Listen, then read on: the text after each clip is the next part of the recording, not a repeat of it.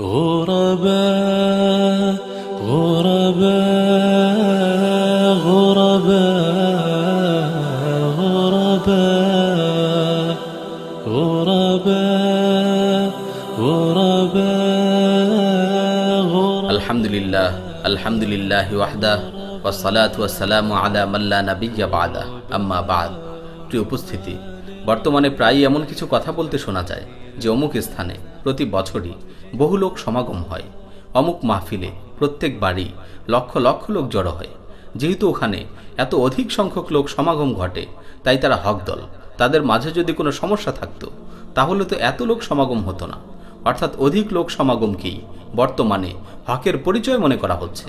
আর এজন্যই দেখা যাচ্ছে কারা সর্ববৃহৎ জনসমাবেশ করতে পারে, কারা ব্যাপক লোক সমাগম ঘটাতে পারে, এটারই এক প্রতিযোগিতা চলছে। হে মুসলিম ভাই বোনেরা, একটি ছোট্ট ঘটনা আলোচনার পরই আমরা জেনে নিব পবিত্র কুরআন এই ব্যাপারে কি বলে।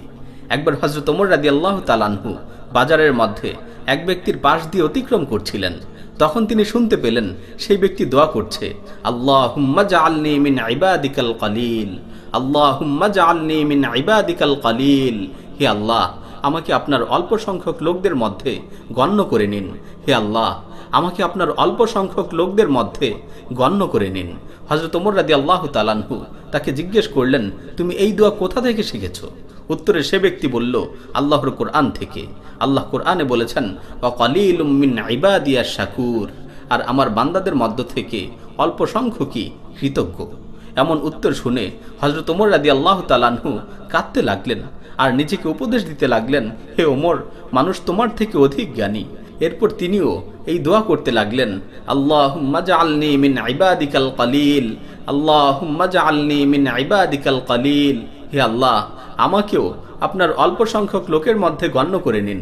কিন্তু আজকের অবস্থা হচ্ছে, কোনো ব্যক্তিকে যখন কোনো পাপ কাজ ছেড়ে দিতে বলা হয়, তখন সে বলে, এই কাজ তো অধিকাংশ লোকই করছে, এটা তো শুধু আমি একা করছি না।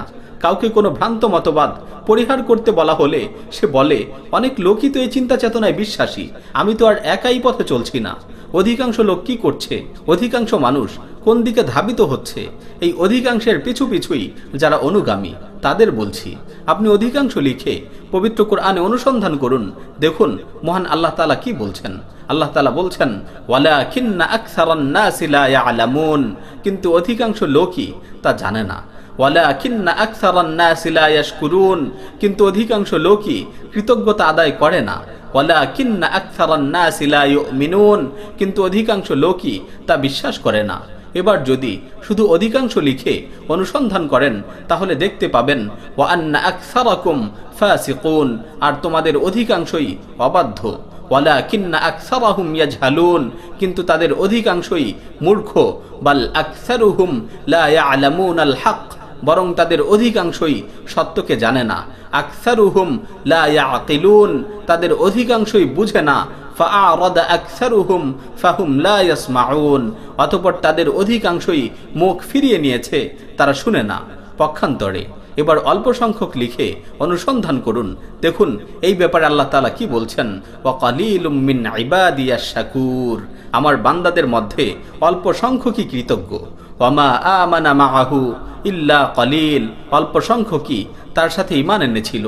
والسابقون السابقون أولئك المقربون في جنات النعيم ثلة من الأولين وقليل من الآخرين, অগ্রবর্তী গন্ত অগ্রবর্তী তারাই নৈকট্যশীল, তারা অবস্থান করবে নিয়ামতপূর্ণ উদ্যান সমূহে, একদল পূর্ববর্তীদের মধ্য থেকে আর অল্প সংখ্যক পরবর্তীদের মধ্য থেকে।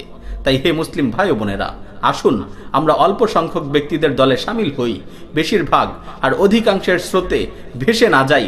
যে ব্যবস্থায় অধিকাংশ লোকের খেয়াল খুশিকে প্রাধান্য দেয়া হয়, কেবল বেশিরভাগ লোকের মতামতকে গ্রাহ্য করা হয়, সেই ভ্রান্ত ব্যবস্থাকে বর্জন করি।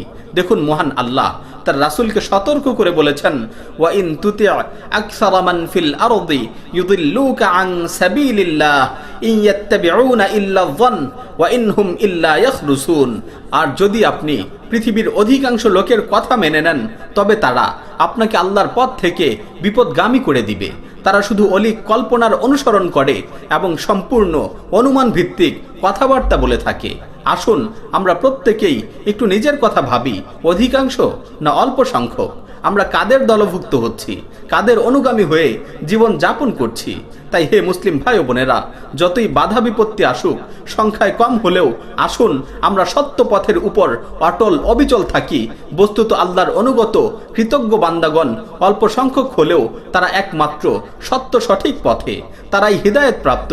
আল্লাহ আমাদেরকে তার অল্প সংখ্যক বান্দাদের দলে শামিল করুন। আমিন। ওয়া আখিরু দাওয়ানা আনিল হামদুলিল্লাহি রাব্বিল আলামিন।